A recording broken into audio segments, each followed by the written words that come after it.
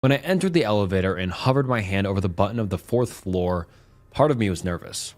I don't know why, but there was something uncomfortable settling in the bottom of my stomach. I ignored it and pressed the button, officially beginning the game. The elevator rose to the fourth floor and the doors opened.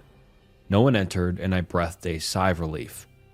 I continued to follow the instructions carefully. Second floor, then sixth, then second again. So far, so good.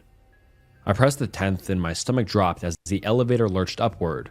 The feeling happened every time, but something about this time felt worse. Next, it was time to press the button for the 5th floor. Supposedly, a woman is supposed to enter, and if you speak to her or even look at her, something bad will happen. I pressed the button and the elevator moved downward, seemingly slower than before, though it was probably my nerves. When it went still and the doors opened, no one was there. I think I felt both relief and disappointment. I was glad to not have encountered her, but it would have been interesting if I did.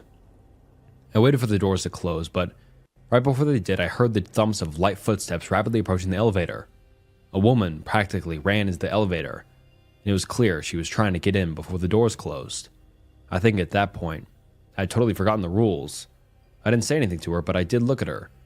She wore a light floral dress and sandals, which stuck out to me because it was mid-autumn. Her hair was long, dark, and wispy, loose over her shoulders. I gained some sense and looked away quickly, making sure to avoid her face.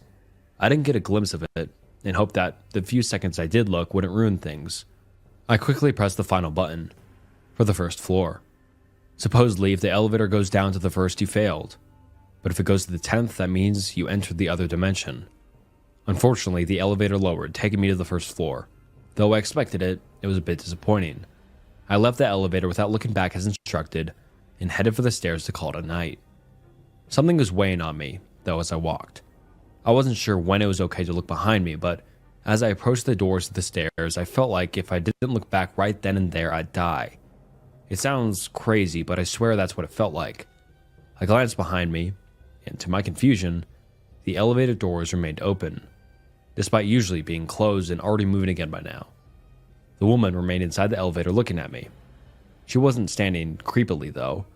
It sounds creepy when I explain it like this, but she was smiling. The smile itself was empty, and it didn't feel like she was smiling at me. She just looked simply content. She stood still but comfortable. I was too tired to keep thinking about this stupid game, so I turned back and headed up to my room for the night. The next day, I tried to push the game out of my mind.